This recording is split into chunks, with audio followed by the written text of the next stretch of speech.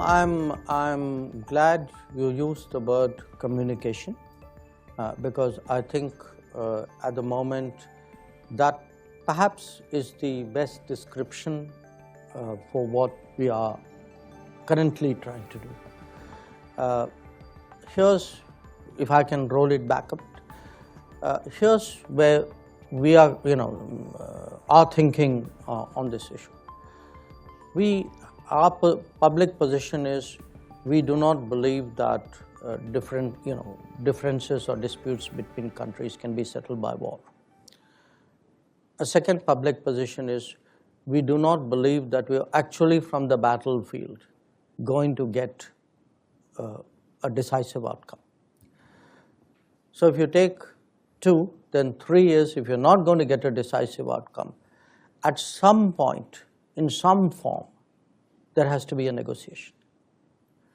If there is a negotiation, whenever we get there, then obviously there has to be some preparation or some exploration and some communication between the parties concerned, which is primarily Russia and Ukraine. So with these propositions in mind, we started in this third term, some explorative discussions. It started between Prime Minister Modi and President Zelensky, first in Italy, in Puglia, on the sidelines of the G7. Then during Prime Minister Modi's visit to Moscow. Then after that, the trip that we made to Kiev, after which our National Security Advisor went back to Moscow, after which Prime Minister met Zelensky last week in New York. And in between, at different levels, I or our National Security Advisor or some other people, we keep talking to both sides as well.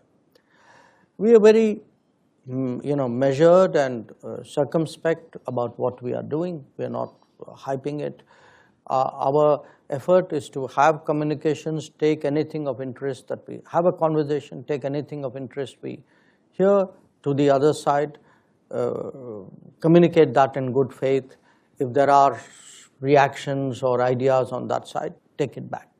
We're not, it's really, the intent is to be helpful. And to some extent, if we have to keep other people sort of informed, where it is necessary, we do that as well. So there are not many countries. Look, we are into a third year of a war. There are not many countries today who have still the ability to go to these two capitals, talk to the two leaders, and then go back to the other one with that. I think in any conflict, if the intention at some point is to end the conflict, it is such endeavors are useful. I would say they're even laudable.